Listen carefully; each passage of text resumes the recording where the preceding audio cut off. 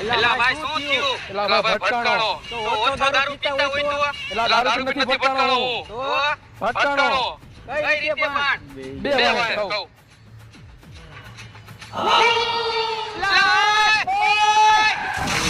ભાઈ આવી રીતે ભટકાણો.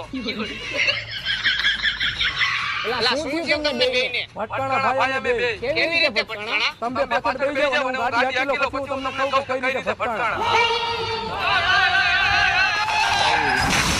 અમે આવી રીતે ભટકાણા હતા ભાઈ.